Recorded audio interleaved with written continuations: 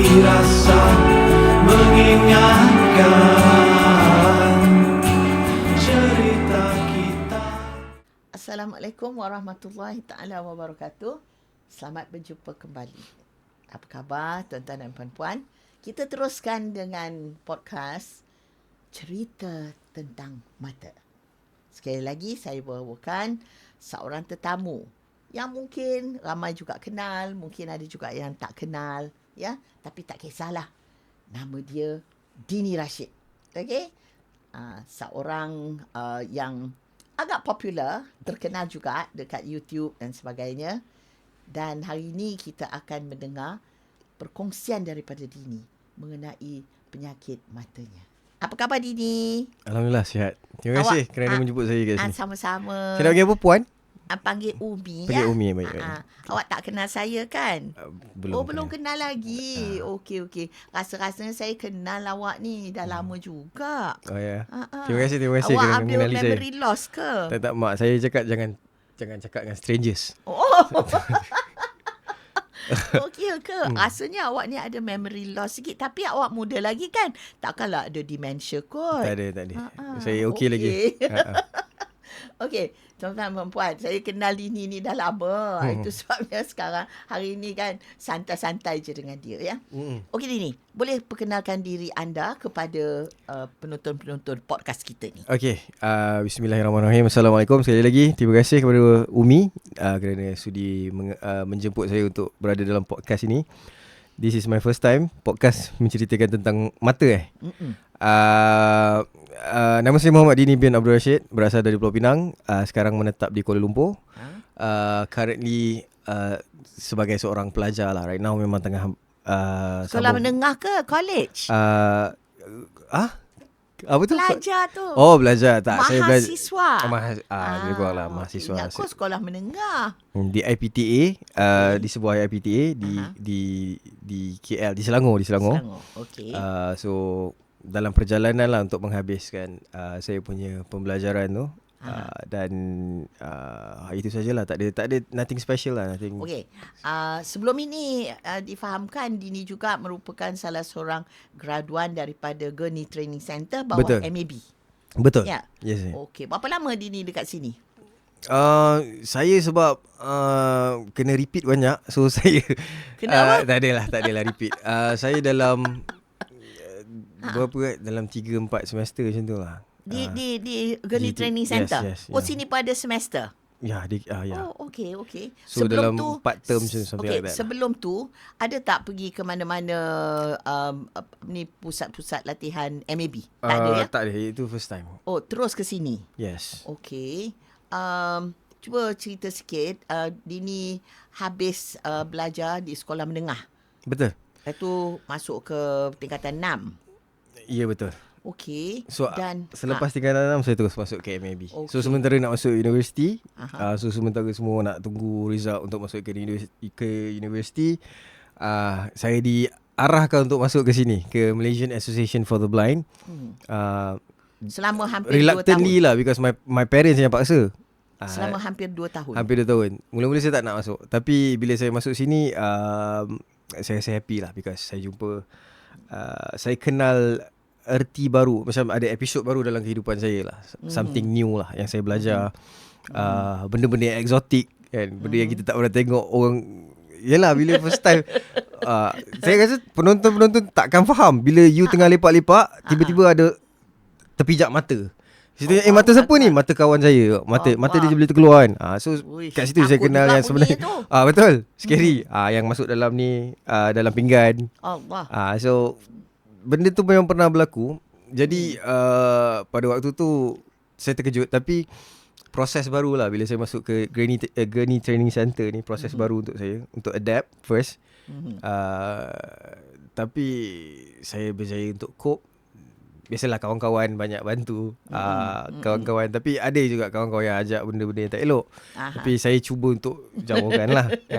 Biasalah orang muda kan. Orang muda.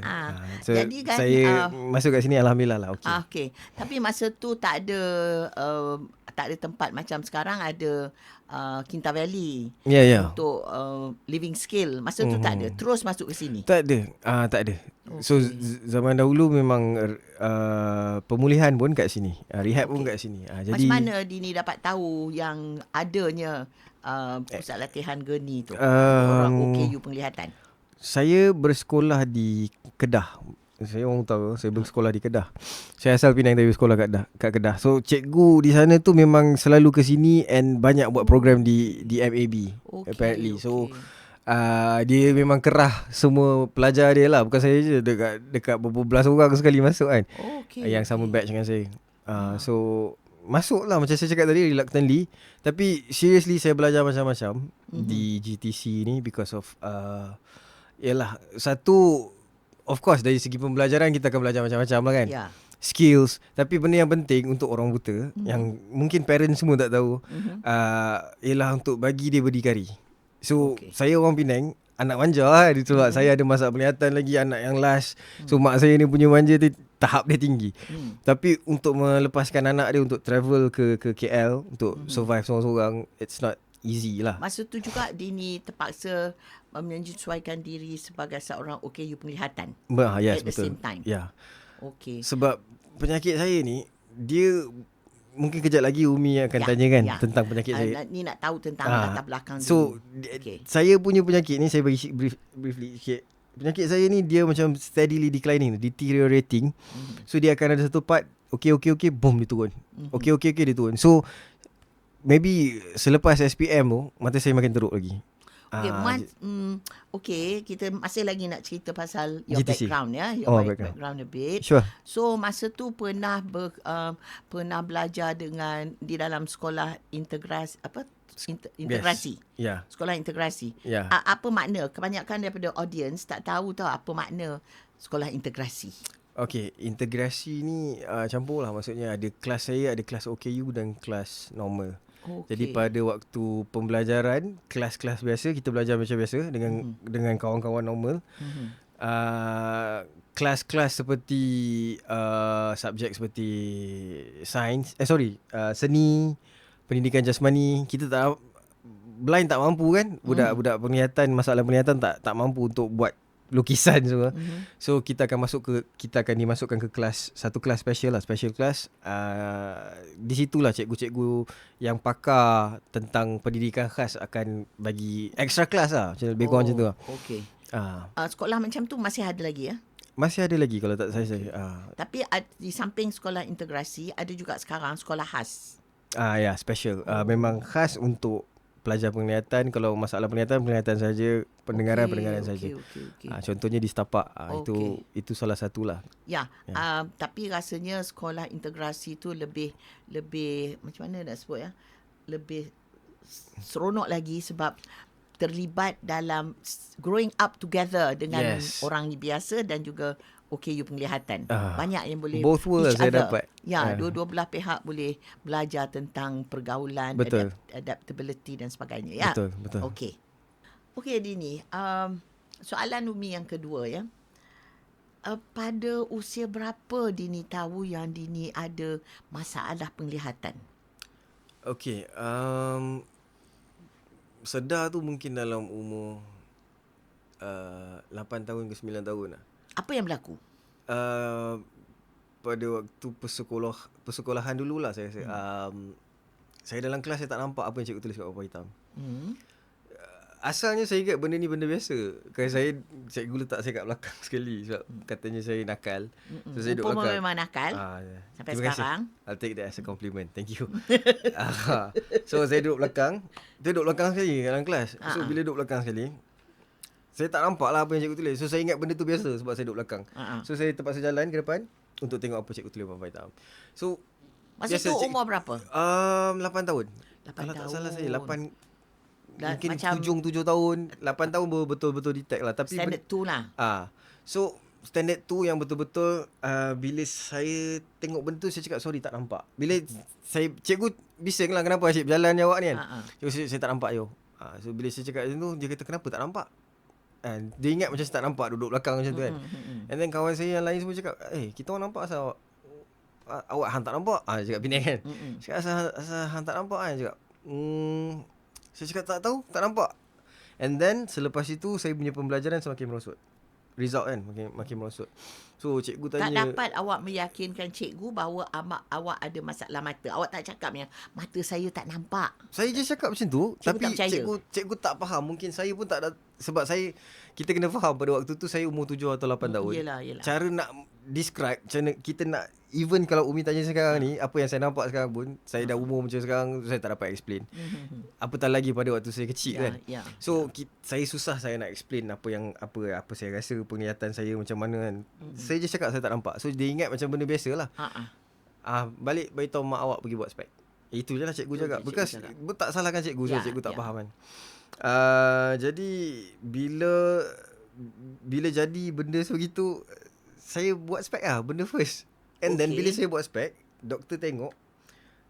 Kan spek ni dekat kedai cermin mata. Kedai cermin mata saja, biasa je. So berapa power masa tu? Saya tak sampai 100. Maksudnya dia tengok, dia cakap keadaan mata awak semua okey. Tapi saya tak tahu kenapa awak tak nampak.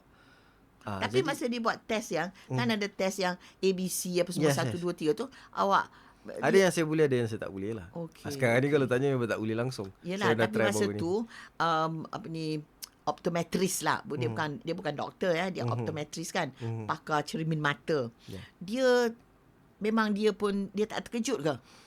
Sebab awak nampak, tapi awak tak nampak. Dia terkejut dari segi bila dia tengok semua benda dalam mata saya. Adalah kan something yang dia cakap keadaan mata tu elok. Maksudnya semua elok, tak ada apa problem, tapi tak tahu kenapa awak tak nampak. Saya tak tahu sampai satu tahap dia cakap, you kalau perlukan spek pun tak sampai 100. Maksudnya mata you elok, tapi saya tak tahu kenapa you tak nampak.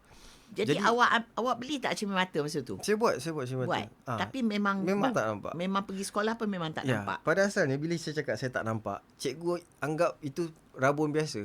Rabun macam budak-budak lain tengok TV kan. Zaman kecil suka tengok kartun semua kan. So biasalah, first tu mak saya marah. Because mak saya marah mula-mula because pembelajaran saya merosot. Mak saya cakap kenapa? Saya cakap saya tak dapat nak fokus. Saya tak tahu, susah nak belajar. Pada waktu tu saya tak tahu, saya tak nampak ni. Saya je cakap tak tahu lah, susah nak belajar. Sampailah saya kena tegur dengan cikgu tu yang kata, "Asyik berjalan ni awak ni." Saya tak nampak cikgu. Cakap, "Awak tak nampak betul, orang lain semua nampak." Awak pergi check. So barulah itu first saya beritahu ibu bapa saya tak nampak. Saya ada masalah dengan penglihatan saya. Bawa pergi kedai cermin mata. Jadi mulai dari situlah yang tahu, bila jumpa optometris tu, barulah sahnya kata saya ni penyakit saya bukan penyakit yang biasa. Sebab asalnya ingat rabun, pakai spek satu. So bila dah pergi tu, dia cakap ini bukan penyakit biasa ni, you kena jumpa pakar. So you pergi ke pakar mata, maknanya ophthalmologist dekat hospital. Betul. Yes. Dekat hospital. Yes. Masa tu umur awak berapa tahun? 10? Daripada 9 tahun sampai ke 12 tahun. Oh, lama juga during awak. That period, 3 years period tu memang saya semua jenis rawatan saya dah try. Di antaranya? Just name it. Antaranya saya pernah katanya kan kena buatan orang. Boleh cerita je lah Yalah, cerita tak katanya apa. ada buatan orang something lah. So saya kena baring, dia akan pukul dengan satu rotan something. Saya tak ingat lah, kecil. Dia pukul. Disebabkan anak lelaki, ayah kena. Kalau anak perempuan, mak saya kena. So mak saya bersyukur sangat time tu. Sebab pukul 3 pagi bapak saya kena mandi. Air yang letak dalam tong drum besar tu, bongkah ais besar tu, yang letak dalam satu tong drum tu besar tu, ayah saya kena mandi pukul 3 pagi. Ayah saya tengok shivering tau. Time tu saya tengok, saya macam, saya sedih, saya menangis. Saya bukan nangis sebab apa, saya kecil, saya emosi tu kita tak dapat nak rasa sangat. Tapi saya cakap, kenapa aku sakit? Kenapa ayah aku kena lalui benda ni? Time tu saya sedih lah. Sebab saya tengok sensaranya bukan kepada saya saja. Dugaan tu bukan kepada saya, parents saya juga rasa. Because dia nak kena lalui dengan anak yang ada masalah penglihatan, it's not easy. So Merata-rata lah pergi. Merata. Macam-macam. Saya pernah masuk tokong. Tiba-tiba macam cerita Piramli kan. Wah, talang lampah mesti berjumpa itu mata sengseh. Saya jumpa mata sengseh. Okey. Ini berlaku selama 3 tahun. 3 tahun So merata-rata tempat awak pergi. mengatur tempat ni. Saya dah pergi sampai ke utara. Obviously saya duduk utara kan. So sampai ke Pantai Timur, patah balik. Time tu lah bapak saya dan ibu saya habiskan ratusan ribu lah untuk biayai kos perubatan mata saya. And pada waktu tu mak saya sanggup gadaikan apa saja as long as anak dia boleh melihat seperti biasa. Pada waktu tu lah. So time tu kan, you know, all this dalam TV ke akan keluar kat newspaper, all this ada doktor yang hebat dekat China, doktor kat US. Bapak saya dah ready lah nak pergi. Dia kata janji lah anak dia okey. Jadi itu satu, pada waktu tu saya shock. Saya bukan shock. Saya macam Terkejut. terkejut. Macam sebab saya sakit.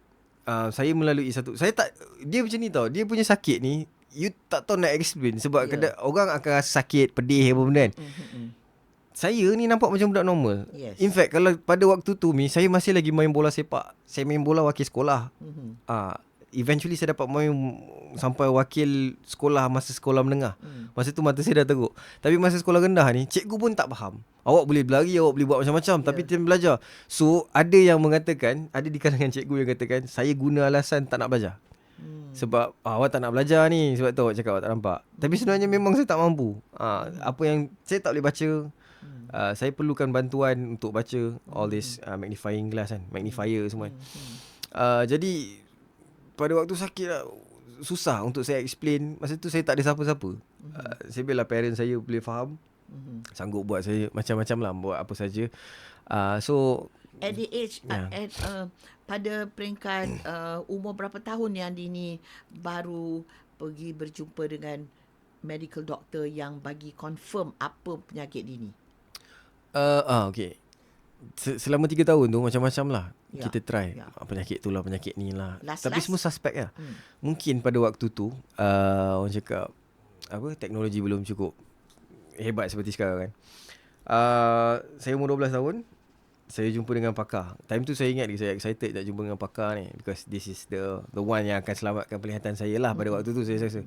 So bila saya sampai umur masa tu tu 12. 12 saya jumpa doktor tu.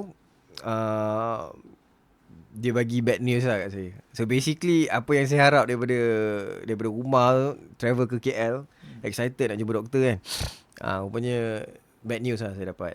Tapi itu lagi satu tamparan lah dalam hidup saya, bila saya kena layan emosi kedua ibu bapa saya. Saya bukan, I'm not complaining apa kan, tapi pada waktu tu dia orang pun terkesan lah.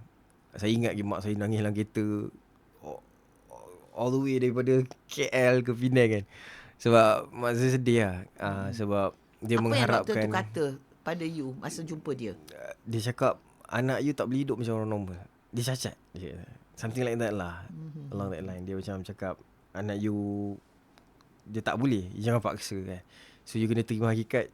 You ada anak, okay. Tapi you doktor like tak that. explain dalam in you know common language, Yeah. in the simple language, apa yang berlaku pada mata you. Okay.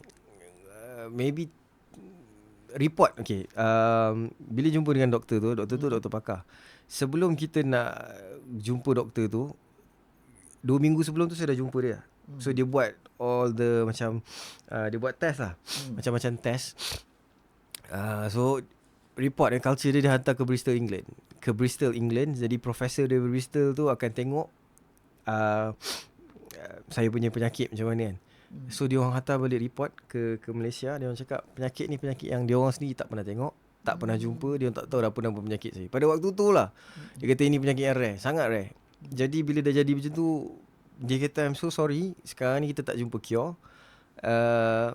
You kena belajar lah untuk hidup. Adik kena belajar. Time tu doktor bukan halau, dia suruh saya keluar. Saya ingat ni, saya tak boleh lupa benda ni. Saya keluar daripada bilik tu, saya cuba intai perbualan ibu bapa, doktor dengan parents saya. Saya dengar lah dia cakap. Saya dengar mak saya nangis. Saya tak nampak apa. Saya duduk kat luar, intai perbualan, dengar mak saya tengah nangis. Saya rasa macam salah time tu kan. Sebab disebabkan mak aku terpaksa sedih. Okey Dini, tadi kan Dini kata doktor tu hantar culture, the eye Yes. culture, culture from your eyes ke Bristol, England. Yes. Itu research center ya dekat I sana. think so, yeah. Ya, and then diorang kata memang diorang tak tahu apa jenis penyakitnya. Ya, dia orang tak tahu. Diorang tak tahu. Apa perasaan Dini dan mak dan ayah masa tu? Dia sebab kita ada harapan tau tu. Saya ada harapan. Kalau macam tak kisah setengah orang mungkin dia tak kisah. Tapi pada waktu tu saya ada harapan because I've always wanted to be a pilot lah. Masa kecil tu nak jadi pilot. So saya rasa macam angan-angan cita-cita saya gone lah. Saya rasa macam alamak habis lah. Sebab yelah macam saya cakap tadi, ada harapan, ada angan-angan. So bila sampai tu kita dengar benda yang opposite. Sebab saya rasa dalam itu cakap, saya jumpa doktor yang paling hebat di Malaysia. Confirm dia akan selamatkan penglihatan aku. Nak jumpa hero aku ni. Tapi bila jumpa hero tu, the one, this doktor yang cakap yang kat ayah saya dan ibu saya yang saya ada masalah penglihatan dan anak awak tak boleh hidup macam orang normal. Dan dia tak pernah pun explain apa penyakit itu. Dia tak dapat explain. Dia hanya kata Ada anak masalah. you adalah akan jadi OKU Yes. penglihatan. Yes. So time tu mak saya dan ayah saya cakap, just doktor, bapak saya cakap, just tell me anything, I'll do anything. Saya sanggup jual rumah, jual kereta kan. Janji dapat biaya e-course. Doktor cakap, no, so sorry, tak ada. For now tak ada. Hopefully dalam masa akan datang akan ada. Tapi sekarang ni dia cakap sekarang kita masih lagi tak jumpa. Okey, sejak itu Dini telah menerima hakikat bahawa memang tak ada ubat. Dini tak ada melalui apa-apa rawatan lain selain daripada that was the last one. Yes, 2012 masa saya umur 12 tahun. Lepas Time tu tu memang last. last kali jumpa doktor dan sejak 12 masa tu 12 tahun sampai Dini masuk ke GTC ke MAP punya training institute tu, training center tu, memang Dini tak ada membuat apa-apa rawatan. Tak ada buat rawatan. Sekadar pergi buat macam check up biasa je lah. Just simple eye test, benda-benda macam tu je lah. Sebab saya punya penyakit ni daripada saya umur 9 tahun tu, daripada saya kecil lah, daripada saya kena first, saya tak pernah kena saya tak pernah macam setengah orang kena buat pembedahan apa benda kan. Saya tak ada. Saya memang tak pernah ada. Basically senang cakap tak pernah ada satu jarum masuk lah. Mungkin ada lah nak abusekan benda-benda simple kan. Maybe ada that scan ke apa benda. All this pelik-pelik punya scan tu banyak lah saya buat. Macam-macam jenis scan lah senang cakap masa saya kecil kan. Tapi saya tak pernah ada komplikasi atau saya perlu buat operation ke apa. Tak perlu. Jadi macam tu lah. Tapi kalau orang tanya macam di sekolah, masa tu dah masuk sekolah menengah. Kalau cikgu tanya, awak ni ada masalah. Macam mana awak nak explain kat cikgu? Ada tak awak cuba explain kat cikgu? Masa sekolah rendah tu problem. Sebab sekolah menengah saya dah dekat OKU. Oh, dan sekolah tu memang ada special class untuk masalah penglihatan lah. Okey, pasal sekolah integrasi. Sekolah integrasi. Sekolah rendah problem. Okey, sangat susah. Okey, tapi macam kalau orang yalah, walaupun ada kad OKU kan, dan kad OKU tu dia bukan cerita specifically what is the problem. If you are blind, dia tak ditulis kat situ jenisnya sebagainya. Kalau orang tanya macam mana Dini nak explain that I can't see. Itu dilema saya actually. Susah. Ya, sampai sekarang actually benda tu. Sebab pemikiran manusia akan anggap kalau ada masalah penglihatan mesti pakai tongkat. Awak tak pakai? Dia tak tahu yang sebenarnya ada kategori B2 dan B3. Macam saya Masa ni dalam kategori B2. Masa mula-mula tu awak dah didiagnose dalam kategori apa? Pada waktu tu B3 tak salah B3. saya. B3 ni macam rabun lah. Macam rabun ya. Okey. Dan itu menjadi satu masalah besar pada Dini sebab you are not able to explain to people apa yang you nampak, apa yang you tak sebab nampak. physically nampak macam tak tahulah kalau Umi tengok saya macam mana. Memang tak ada rupa orang buta. Mata pun cantik. Rupa tu bolehlah kata cantik jugalah muka tu. Okey, tapi bila orang tengok mata you macam tak ada masalah. So how do you convince people selain daripada tunjukkan kad OKU lah. Okay. Kalau tak tunjuk kad OKU tu, orang tak percaya. Sometimes saya sampai tahap kena macam tu lah. Okay. Adakah itu menjadi satu masalah besar dalam hidup Dini ketika itu? Bukan masalah besar, tapi orang salah sangka. conundrum yang dia tak adalah benda yang besar sangat, tapi Orang kata awak menipu. satu benda baru yang saya perlu lalui lah. Saya cakap aku nak buat macam mana kan, terpaksa lalui. So bila saya cakap saya tak nampak, Orang tak percaya. orang takkan percaya sebab awak boleh jalan ni tak nampak. So mungkin dia ingat saya tak nampak, saya tak jumpa. Let's say lah saya pergi kedai, saya tanya something kan. Saya nak benda ni. Dia cakap kat belakang. Sorry boleh tunjuk tak, saya tak nampak. Dia cakap kat situ. Dia tu. Dia jenis macam tu. So kalau itu saya nak, jadi satu masalah juga, isn't it? Because orang accuse you. ya, itu satu problem lah. Tapi sampai satu tahap saya kena adjust diri saya untuk explain tu. Saya kena belajar cara nak explain. Itu yang maksud Umi nak tanya tadi. How do you explain? Because cara, kalau kita fikir basic untuk explain tu, saya tak nampak. Tetapi kita faham, orang tak mudah nak faham because orang tak boleh nak digest. Awak cakap awak tak nampak tapi awak boleh berjalan. Ya. So saya kena cakap saya ada masalah penglihatan, saya kena bagi spesifik lah. Okey. Saya tak adalah cakap kategori. Saya cakap saya partially blind. Okey. Saya separa buta. Jadi baru orang macam, boleh nampak sikit, tak boleh nampak sikit, something like that. Okey. Now Umi bagi awak peluang untuk bagi tahu dengan audience. Kalau orang tanya awak lah sekarang. Apa yang awak nampak, apa yang awak tak nampak? Macam mana awak nak explain dekat audience? Okay. Looking at you, definitely orang kata you menipu lah. Sebab you boleh berjalan. Umi difahamkan, you boleh main bola, you boleh main futsal, you boleh menari, you boleh naik stage, menyanyi, sebab you pernah melalui semua-semua itu. Macam mana you nak explain? Macam mana saya nak explain? Apa yang awak nampak, mata sebelah ni macam mana, mata sebelah ni macam mana? Selepas beberapa puluh tahun ni, saya rasa susah sangat saya nak explain kat orang. Tapi makin lama makin saya rasa saya because apa yang saya nampak, saya tak boleh nak cerita kat orang. Sebab orang akan tanya, kabur ke? Tak kabur. Kabur. Hitam putih ke? Tak. Kelabu ke? Everything, soalan-soalan macam tu kan. Maknanya tidak. Warna pun you warna boleh nampak. apa yang anda semua nampak, saya nampak. Okey. Bentuk benda apa yang ada semua ada. Setengah orang kan ada yang tak nampak tepi, vision field dia kecil kan, macam glaukoma. Tak, saya okey. Tetapi masalah saya tak boleh fokus. Jadi apa benda yang saya lihat, saya tak dapat nak fokus dengan baik. Cuba explain apa makna tak dapat fokus. Sebab sekarang ni kalau sebut dia tak dapat fokus, orang kata you ni ADHD. Itu saya rasa tak ramai orang cakap, Umi je cakap dia fokus tu bukan dia lari fokus macam kamera punya. Dia lebih kurang macam kamera, tapi bukan kamera yang tak fokuskan jadi kabur kan. Tak, saya tak fokus tu, maksudnya image tu dia tak nak masuk dalam saya punya otak. Sebabnya? Okay, glaukoma tak nampak tepi. Yes. Tak nampak tepi lah, betul. Dia nampak tengah aja. Saya tak nampak tengah.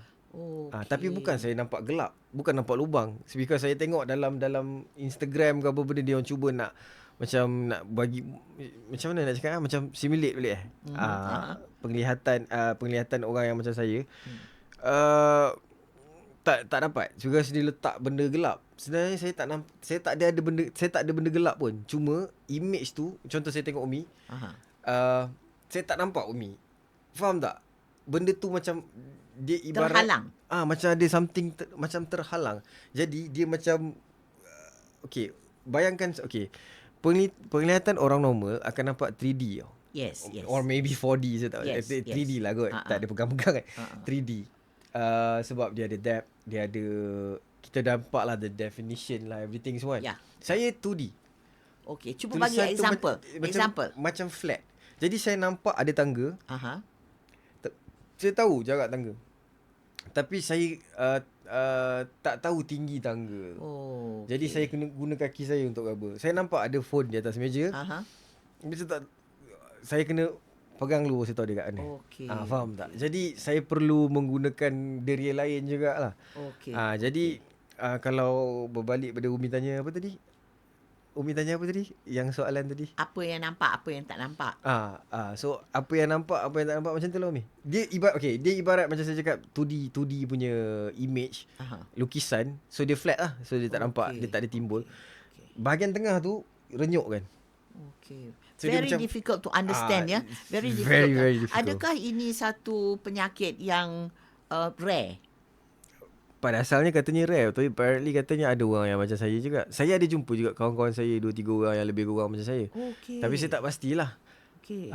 Jadi ya, penglihatan It's very saya. difficult because you tak dapat tak dapat explain pada orang. Yes, itu penyakit sebab itu problem lah, Mi. Saya nak explain sangat susah. Ya, and itu membuatkan orang tahulah orang kan selalu buruk sangka, kata you menipu lah, macam-macam. Especially kalau orang tu tak pernah dengar perkara-perkara macam ni. Betul. And then kalau ikutkan dalam scientific research pun tak banyak research done on this. Yes. Saya try juga. Saya tengok saya try buat saya research sendiri. Tak pernah tanya ChatGPT? Tak pernah. kena check juga dengan ChatGPT. Boleh tanya dengan Okay. ChatGPT. Yeah. Tuan-tuan dan puan-puan, cuba bayangkan Dini. Nak explain ke orang pun susah. Orang tak faham. Jadi kan dalam dunia yang kononnya dah masuk 22nd century, difahamkan 21st pun. rupanya all over the world tak banyak research done Yes. dalam dalam penyakit yang Dini alami ini. Betul ke Dini? As of now, saya adalah buat saya punya my own research, due diligence. Adalah paper-paper sikit lah tentang penyakit ni. Tetapi masih lagi tak jumpa dia punya. Tapi dikatakan bahawa ada satu, apa dia panggil, satu terminologi yang dipanggil dystrophy of the eye muscle. Macular dystrophy. Macular dystrophy. Yes. Dini pernah dengar dan doktor pernah cakapkan Dini that is what you are suffering from? Selepas beberapa puluh tahun, maybe dalam 5 tahun sebelum ni, 5 tahun lepas, or maybe lebih sedikit, jumpa doktor cakap macular dystrophy. So dia berkaitan dengan saraf lah. So apparently saya punya saraf bahagian tengah, tepi semua cantik. Okay. Tengah tu dah teruk. And it is, you tak tahu puncanya Tak tahu. apa, sebabnya apa, Tak tahu. hereditary ke, semua tak tahu. Apparently katanya ada kaitan dengan Hereditary, genetic. genetik. So as per now, doktor cakap kat saya, dia kata kena live with it lah kan, belajar untuk hidup dengan dia sekali. Tapi dia kata insya-Allah saya tak akan ada berita buruk macam akan penglihatan tu. For now tak tahu lagi. Tapi dia kata penyakit ni bukan ke arah tu, hilang penglihatan. So saya macam okey lah, alhamdulillah, bersyukurlah. Tapi Originally dulu dia kata begitu kan? saya Mula memang dulu. tak pernah ada doktor cakap yang saya akan hilang penglihatan langsung. Okey, Dia kata okey. tak tahu. Selagi awak boleh jaga, awak jaga. Okey, Basically macam tu okey. lah. So kalau saya tak jaga, dia memang akan teruk juga. What do you mean by jaga? Jaga dari segi, yalah, because bermain dengan saraf kan. So kalau tak cukup tidur, tak jaga ni, ada masalah benda tu kan. Jadi dia akan ganggu juga. To be honest, memang saya dapat rasa dia makin kurang because of kalau time saya ada masalah dengan tidur ke benda kan. So Stress ada tak? Stress effect? Stress ada effect, yes. Because this is saraf. Ya, betul. Berbalik pada tadi tu yang saya cakap tadi, dia tak adalah cakap yang saya akan hilang penglihatan. Harap tidaklah, insya-Allah. Semoga Allah dapat bagilah saya dapat melihat sampai bila-bila. Cuma benda yang sedih tu bila doktor cakap yelah, bila dia cakap takkan hilang tu saya dah seronok kan. Saya cakap okeylah. Tapi bila dia cakap cuma takut awak punya penyakit ni memang hereditary lah, macam nama dia macular dystrophy degeneration. Takut kemungkinan besar ni keturunan. So ada potential tinggi yang kalau saya ada Tapi anak. itu semua kuasa Allah. Ya, betul. Okay? Dan tak banyak research yang dibuat. Yang paling penting sekarang ni Dini, how you adjust to this situation. That's Yes. number one. Yup. You are adjusting very well. Yang kedua, you must not, salah satu punca yang doktor kata ialah avoid stress and then take care of your health. Ya. Alright? Tidur cukup, jangan asyik main gadget. dan jangan biarkan orang, toxic people stress you out. Yes. You have to learn that technique. Are you learning all those techniques? Ha. Not really. Why? Because it's not that easy lah. Kalau orang tu Kena toxic, kena kita belajar, tak kena belajar. kena Okay? belajar. Bagaimana to distress yourself. Maybe you can teach me. Okay. lah. Okay. For example, like apa yang you suka buat. Kalau tak boleh tidur tu, kenapa tak boleh tidur? Selalunya tak boleh tidur tu macam in your case. Dia kata, Umi ada dengar baru-baru ni you tak boleh tidur. Yes. Why? Maybe stress kot. Why? Stress and What then is punca stress awak? Itu kena check tu. biasalah. Ha. Punca stress Ha. Oh, dia dah lari daripada penyakit mata. Bukan sebab tak adalah. Dia bukan. stress tu dari segi kerja. I mean class everything. Study. Semua. Okay. Then, Sebab so saya kena belajar untuk cope lah dengan. yes, sebab doktor sendiri yang cakap, okay, tak cukup tidur. Okay. What about diet? Diet Not so doktor cakap okey saja. Tak ada masalah sangat. Takkan mengganggu. Ada tak doktor pernah lah doktor bagi apa-apa suplemen ke to boost up your immune system ke? Tak ada sangat, tapi adalah dia bagi suggestion some supplements untuk ambil kalau nak ambil kan. Dia kata tak ada, dia tak boleh prevent, tapi dia macam menyihatkan lagi lah. I don't know, because for now saya dah tengok research kata penyakit saya ni masih lagi belum dapat lagi cure. Yes. Cuma apparently diorang dah maybe dah 60-70% lah kot, tengah dapatkan, maybe nak pakai stem cell. Yeah, that's what I heard. Nak letakkan dalam mata, because Yes. masalah saya saraf saya. So Yes. apparently all the genes, I mean all the stem cell boleh hidupkan sel-sel yang baru kan. Yes, yes. So hopefully benda tu boleh bantulah. Ya. Itu untuk makluman dini dan juga tuan-tuan dan puan-puan ya. Salah satu inisiatif MAB yang Umi suggest kepada pihak council MAB ialah untuk mewujudkan satu research center di Malaysia supaya perkara-perkara macam ni boleh dibuat kajian mendalam. Sebab dikatakan bahawa dikatakan bahawa seluruh dunia pun tak banyak research have been done. For example, if you look at cancer research di Malaysia, cancer research is very very oh my god, memang hebat. Ya, tetapi untuk blindness tak ada. So doakan ya tuan-tuan dan puan-puan, saya nak memperjuangkan research center untuk blindness, untuk apa ni, kita lah inisiatif 75th anniversary Malaysian Association for the Blind. So Dini, kita dah tahu dah. Dini ni, Umi selalu cakap dengan tetamu-tetamu Umi tahu, Dini dah berdamai dengan takdir. Basically, Right? gua cerita lah. Yeah? Okay. So dah lama ni. Ha? Dah lama, so Dah lama. tak ada masa lah, tak ada sebab lah untuk saya nak sedih-sedih. Ya. Of course awal tu rasa sedih. Ya. Tapi nak kata sedih, mixed emotion sebab saya kecil. Saya mula-mula affected, saya betul-betul rasa memang affected bila saya umur 14 ke atas. Bila saya dah official menjadi seorang remaja, saya nakkan kehidupan seorang remaja kan. Macam setengah orang dia nakkan kehidupan, you know, remaja kan buat benda-benda all this ganas lah, kasar lah, all this Memberontak lah. Time tu kita nak buat benda tu. Macam contoh kawan saya nama Din, dia masuk lompat tinggi. Saja pasal dia suka melompat. Dia suka lompat, dia masuk lompat tinggi ni. Oh ya. Jatuhlah dia kecil. Dia kecil. Dia lari-lari, dia nak lompat, dia masuk bawah. Jujurlah. Okey ni. Ini bukan soalan terakhir lah. Okey. Untuk mengakhiri di sesi kita ni, apa pesan Dini kepada audience masyarakat Malaysia umumnya?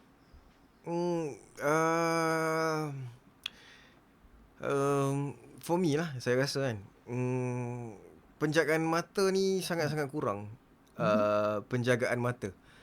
Okay, I don't know how to put this into words, but macam mana kita lebih, saya tak cakap benda ni salah, tetapi contoh sekolah akan mengadakan hari yang cara ajar untuk gosok gigi. Sekolah akan buat benda-benda macam tu kan. Tetapi eye care tak ada. Saya rasa benda tu mungkin lah susah ke apa, tak tahulah kan. Kita tak, bukan kuasa kita. Tapi for me, boleh memberi like benda yang membantu anak-anak muda ni. Because yalah, bila sakit mata ni dia akan macam-macam jenis ni. Akan macam-macam sebab. Ada yang accident, ada yang macam saya, ada yang macam ni. Ada juga yang masalah mata daripada tengok phone, tengok gadgets, tengok TV. So kalau kita tak bagi pendedahan kepada budak-budak ni yang tengok TV dekat tak elok bla bla bla kan. So mungkin dia orang tak jaga. Apparently pernah buat research kan, research dah keluarkan pada tahun 2020 ke atas, banyak yang jadi blind. Because of tak dapat keluar, asyik tengok gadget je. So perlulah benda tu. Bagi saya penjagaan mata. Benda simple je. Cukup tidur or jangan tengok. Maybe you ada time macam yalah, dalam phone kan ada screen time kan. So you bagi maybe screen time berapa banyak je, berapa persen saja dalam satu hari, and then baru ni kan.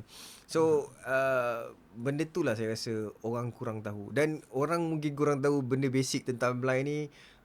Kategori B1, B2 dan B3. Orang sangka ada B1 kategori je. Orang sangka yang memang pakai tongkat berjalan macam tu kan. Tapi sebenarnya ada 3 kategori, B1, B2 dan B3. Macam sebab tu orang macam saya ni jadi sukar because saya tak nampak. Tapi tak orang rupa, nampak tak saya rupa, macam nampak tak rupa macam macam orang nampak. kelihatan. Jadi susah lah. Tanya nombor bas pun kena marah. So saya rasa kena peka lah benda-benda macam tu. So masalah penglihatan ni ada macam-macam kategori. Jadi orang kena faham lah. Difahamkan last sekali. Difahamkan Dini ni juga adalah duta kepada Malaysian Association for the Blind. Okay. Last sekali cerita sikit kepada audience apa yang telah Dini lakukan sebagai duta dalam penjelajahan. Difahamkan Dini juga adalah seorang daripada tim satu program bicara dari hati. So boleh cerita sikit. Ini sangat penting sebab dah cover, didengarkan awak dah cover, program ni dah cover ratusan ribu rakyat Malaysia. Cerita sikit je last. Sebagai duta. Sebagai duta saya tanggungjawab tu besar sangat kalau sebagai duta ni. Saya anggap untuk diri saya bagi pembelajaran sedikit je lah untuk orang faham. Tak perlu benda-benda besar pun. So apa yang saya buat dengan kawan-kawan saya, dengan yayasan, kita akan travel ke seluruh Malaysia. Tak kisahlah mana-mana tempat pun. Target kita orang kebanyakan ni lah, remaja. Kita akan berjumpa. Tak kisah budak tu paling pandai ke. Kita masuk sekolah paling pandai, kita masuk sekolah paling jahat, naughty, kita pernah masuk geni. Basically kita cakap benda sama, syukuri nikmat. Apa yang you guys ada ni satu nikmat. Jangan sia-siakan nikmat yang Tuhan bagi. Because sometimes orang macam take for granted lah, macam penglihatan ni satu benda yang simple. Sebab benda ni semua orang ada penglihatan ni. Kalau kita tengok dalam statistik percentage dalam Malaysia pun, berapa persen je orang yang ada masalah penglihatan. Jadi orang anggap benda ni biasa untuk ni. Sampailah you dah tak ada penglihatan baru you akan realise, Allah, aku dulu tak jaga. Aku tak jaga elok-elok. Aku asyik buat benda-benda yang merosakkan mata aku kan. Sebab ada di kalangan kawan-kawan saya yang jadi blind pun because of dia orang punya kesilapan sendiri. Ada kawan saya main PlayStation. Terlampau banyak sangat main PlayStation sampai blind. Okay. Jadi dia orang, so saya tak boleh nak membetulkan atau tukar mindset orang. Just saya anggap satu tanggungjawab untuk saya ajar orang dengan sedikitnya. Okay, please be thankful. And then saya nak bawa diri saya, tak nak orang tengok yang OKU ni satu jenis je. Tapi sebenarnya dia orang tak tahu. Kalau dia orang datang ke MAB, dia orang akan tengok kita ada banyak professional blinds. Yes. Professionals yang kita ada lawyer, doktor, profesor. Orang-orang yang hebat. Jadi saya tak nak tunjuk satu perspektif, because minta maaf, masyarakat akan tengok satu sudut je. Kita tahulah kan, orang buta akan buat apa kan. Tapi sebenarnya banyak yang hebat-hebat. Kita ada macam contoh idola saya sendiri, Abang Azmi Saad kan. Itu dia dah achieve macam-macam dalam bidang dia. So ada yang dalam bidang kedoktoran, ada yang bidang dalam undang-undang. Ada seorang jadi kawan saya, salah seorang kawan saya penulis buku. Dia bayangkan seorang buta tangkap gambar, jadi fotografer. Ini satu benda yang saya rasa kita perlu ni lah satu benda yang sangat hebat lah. Because dia tak nampak.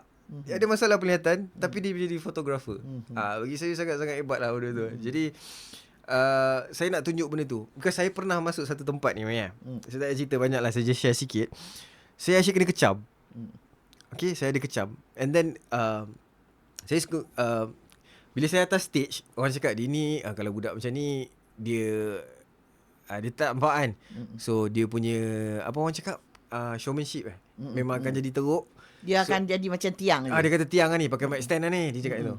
So saya time tu saya nak cabar diri, walaupun saya tak nampak tapi saya cabar diri saya walaupun sukar. Saya try because saya pernah nampak. And then saya punya kan saya cakap deteriorating. So saya pernah nampak elok, dia macam makin kurang. Jadi masa saya first tak nampak tu pun penglihatan tu lebih elok pada sekarang.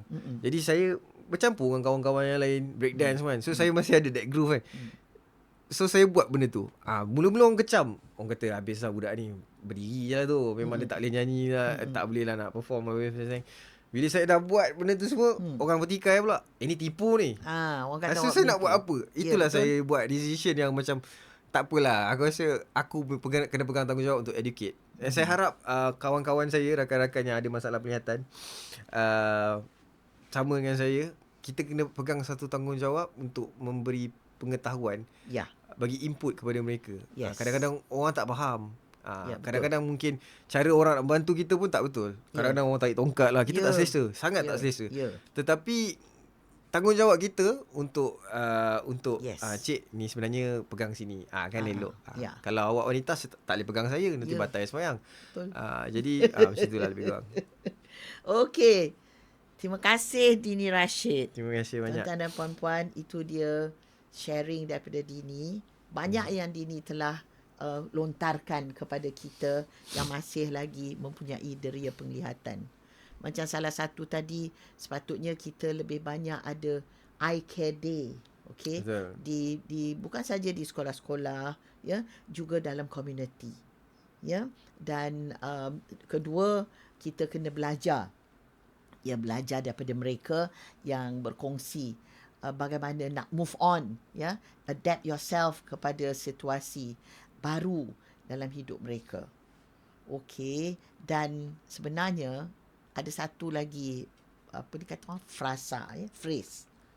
It's not a matter of who, it's a matter of when. Kita tak tahu tuan-tuan dan puan-puan bila Allah nak ambil salah satu daripada nikmat yang ada pada kita. So jangan sombong, jangan kata it will not happen to me. Anything can happen.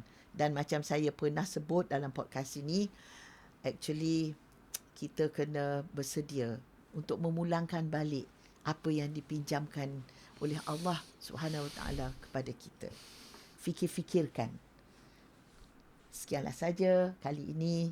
Wabillahi taufiq wal hidayah. Assalamualaikum warahmatullahi taala wabarakatuh. Saja Tauhid.